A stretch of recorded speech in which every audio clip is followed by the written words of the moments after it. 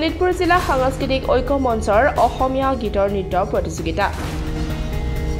সাংস্কৃতিক নগৰী তেজপুৰৰ ঐতিহ্যভূমি জ্যোতি ভাৰতীত শোণিতপুৰ জিলা সাংস্কৃতিক ঐক্য মঞ্চই অনুষ্ঠিত কৰে অসমীয়া গীতৰ আধাৰত আধুনিক নৃত্য প্ৰতিযোগিতা।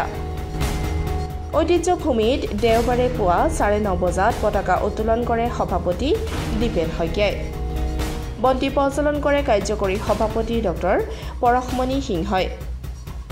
শোণিতপুৰ জিলা সাংস্কৃতিক ঐক্য মঞ্চই শিল্পীবৃন্দৰ নিবেদিত সমবেত সংগীতৰ পাছতেই নৃত্যৰে মুখৰিত হৈ পৰে জ্যোতি ভাৰতী ক্ষেত্ৰ।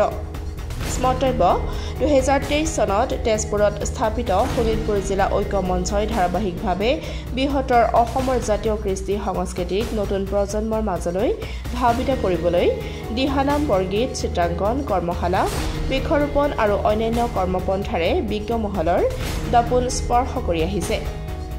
দেওবাৰে জ্যোতি ভাৰতীৰ প্ৰকৃত শতাধিক প্ৰতিযোগীৰ অংশগ্ৰহণ কৰাই অভিলেখ দখল কৰিছে।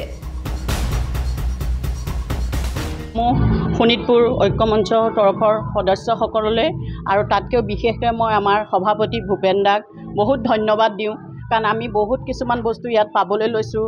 ধৰক নেগেৰা নাম, দিহা নাম, আই নাম, নৃত্য গীত সকলোখিনি আৰু আমাৰ প্ৰতিভাখিনি আমি নিজেও প্ৰকাশ কৰিব পাৰিম ইয়াত থাকি। আৰু ইয়াৰ পৰা আমি বহুত ধৰণৰ প্ৰীতিভোজ খাইছোঁ আৰু বহুত জেগা আমি ভ্ৰমণ কৰিছোঁ আৰু সকলোকে অনুৰোধ কৰিছোঁ যে সকলো আহক, আমাক সহায় কৰক। শোণিতপুৰত যদি এনেকুৱা এটা থাকে, সকলোৱে সকলো জেগাত গৈ আমাৰ অকল শোণিতপুৰৰ বাহিৰেও বেলেগতো গৈ আমি ইয়াত কৰিব পাৰিম, প্ৰতিভা দেখুৱাব পাৰিম। আৰু মই সেইটো কাৰণে অশেষ ধন্যবাদ যে ইমান এখন ভাল সমাজৰ মাজত জড়িত হ'ব পাৰিছোঁ। মই তেওঁলোক সকলোলৈকে মোৰ ফালৰ পৰা নমস্কাৰ জনাইছোঁ আৰু নিউজ লাইভৰ আপোনালোকৰ নিউজৰ মানুহখিনিকো মই বহুত ধন্যবাদ দিছোঁ। নমস্কাৰ। আজি আমি শোণিতপুৰ জিলা সাংস্কৃতিক ঐক্য মঞ্চই অসমীয়া গীতৰ ওপৰত আমি নৃত্যৰ প্ৰতিযোগিতা আজি জ্যোতি ভাৰতী প্ৰকৃত আমি অনুষ্ঠান আয়োজিত কৰিছোঁ। আৰু ইতিমধ্যে আমাৰ 200তকৈ অধিক আমাৰ প্ৰতিযোগী আহি উপস্থিত হৈছে আৰু ইতিমধ্যে আমাৰ প্ৰগ্ৰেম চলি আছে। গতিকে আমি সমূহ ৰাইজৰ উপস্থিতি তথা সহায় সহযোগিতা পাম বুলি আশা কৰিছোঁ আৰু অনাগত দিনতো বহুতো আমাৰ কাৰ্যসূচী হাতত আছে। গতিকে সকলোকে আমাৰ আশীৰ্বাদ বিচাৰিলোঁ। ধন্যবাদ। এইটো এদিনীয়া কাৰ্য, আজি দিনজোৰা কাৰ্যসূচীৰে হয়। এইটো আমি এতিয়ালৈকেতো আমাৰ প্ৰতিযোগী আহি আছে, তো সময়টো আমি ঠিক ক'ব নোৱাৰিম। গতিকে আমি অনুষ্ঠান অন্তিম মুহূৰ্তলৈকে আমি চাওঁ কিমান দেৰি হয়। সাংস্কৃতিক ক্ষেত্ৰত তেজপুৰ শোণিতপুৰ জিলা ঐক্য মঞ্চই ধাৰাবাহিকভাৱে থলুৱা বিভিন্ন সংস্কৃতি অনুষ্ঠান কৰি আছে আৰু ইয়াৰ ক্ষেত্ৰত যথেষ্ট কৰণীয় আছে। অভিমত কিবা হয়? অভিমতে আমাৰ চেষ্টা ৰাখিছোঁ, আমি যদি অসমীয়া জাতিটোৰ জাতি ভাষা ধৰ্ম এইটো যদি আমি নিজেই নাৰাখোঁ তেতিয়াহ'লে আমাৰ অসুবিধা হ'ব। আৰু জাতি সংকটত পৰিছে ইতিমধ্যে, আৰু বেলেগ ভাষিক জনজাতি বা জাতিয়ে আমাক চেপি কুচি আনিবলৈ বিচাৰিছে। গতিকে আমি নিজেই অসমীয়া জাতিটো নিজেই যদি অলপ ভাষা সংস্কৃতিৰ ওপৰত আমি যদি নিজেই অলপ প্ৰচেষ্টা প্ৰয়াস নকৰোঁ তেতিয়াহ'লে উপায় নাই। গতিকে আমি সেইভাৱেই আমি অসমীয়া গীতৰ ওপৰত আমি শোণিতপুৰ জিলা সাংস্কৃতিক ঐক্য মঞ্চই আমি এইটো প্ৰয়াস মাত্ৰ কৰিছোঁ যে অসমীয়া গীতৰ সংস্কৃতিৰ ক্ষেত্ৰত অলপ ৰাখক। কেণ্ডিডেট অলৰেডি আমাৰ 150তকৈ অধিক হৈছে হয়, আৰু আহি আছে। পোনপ্ৰথমে শোণিতপুৰ তথা শোণিতপুৰ জিলা সাংস্কৃতিক ঐক্য মঞ্চৰ তৰফৰ পৰা সমূহ অসমবাসীলৈ তথা তেজপুৰবাসীলৈ সাংস্কৃতিক অভিনন্দন জ্ঞাপন কৰিলোঁ।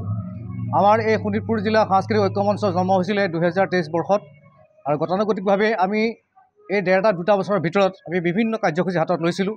বিশেষকৈ আমি সামাজিক সাংস্কৃতিক এই দুটা দিশৰ ওপৰত বিশেষ গুৰুত্ব দিছোঁ, কাৰণ নৱপ্ৰজন্মক আমি কি দিব পাৰিম সেই প্ৰচেষ্টাটো আমাৰ হাতত আছে। কাৰণ আজিৰ ল'ৰা ছোৱালীখিনিয়ে বিশেষ অসমীয়া গীতৰ আধাৰত যি অনুষ্ঠান পাতিছোঁ আমি, এতিয়া আমি চাইছোঁ বহুতে ইংলিছত লিখি আনিছে গীতবিলাক, বা আমি দেখোঁ তেতিয়া কওঁ যে অসমীয়া বস্তুটো আমি হেৰুৱাই পেলাম কেতিয়া। যদি তেওঁলোকে অসমীয়াটোকে যদি ইংলিছত ব্যৱহাৰ কৰে আৰু তেতিয়া উচ্চাৰণটো শুদ্ধ নহয়, ভুল হয়। মই বিশেষ বিহুৰ লগত জড়িত, সেই তেতিয়া গম পাইছোঁ যে অসমীয়া শব্দটোক যদি আমি এনেকৈ হেৰাই যাবলৈ দিওঁ তেতিয়াহ'লে আমাৰ অসমৰ অস্তিত্ব ক'ত থাকিব। ঠিক তেনেকুৱা বিভিন্ন আদৰ্শ লৈ পেলাই আমি আগবাঢ়িছোঁ। আমাৰ ঐক্য মঞ্চই বিভিন্ন অনুষ্ঠান পাতি আহিছোঁ এই ক্ষেত্ৰত। সেয়েহে আজিৰ এই সুন্দৰ অনুষ্ঠানটি আমি তেজপুৰৰ জ্যোতি ভাৰতীতে অনুষ্ঠিত কৰিছোঁ, আৰু আশা ৰাখিছোঁ আগলৈকে এনেকৈ ৰাইজক সঁহাৰি পাই যাম আৰু ল'ৰা ছোৱালীখিনিক মানে আদৰ্শ হিচাপে লৈ আমি আগন্তুক বিভিন্ন সময়ত আমি কাৰ্যসূচী অব্যাহত ৰাখিম।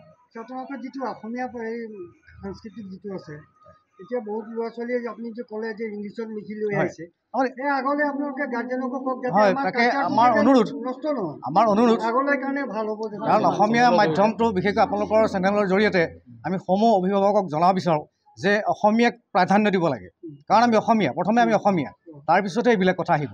হয়, ইংৰাজী লাগিবই, ইংলিছ লাগিবই, কিন্তু তাৰ আগতে আমি অসমীয়া জাতি নিজৰ ভাষাটোক যদি জোৰ দি পেলাই আমি ক'ব নোৱাৰোঁ, যদি ভুল উচ্চাৰণ কৰোঁ, ইংলিছৰ বস্তুটো বেলেগ, লিখাটোও বেলেগ আৰু কোৱাটোও বেলেগ। কিন্তু আমি অসমীয়া হৈ আমি জীয়াই আছোঁ, অসমীয়াই জীয়াই থাকিম আৰু অসমীয়াক আমি কেনেকৈ আগুৱাই লৈ যাব পাৰোঁ এইটো আমাৰ এটা নিজৰ দায়িত্ববোধ।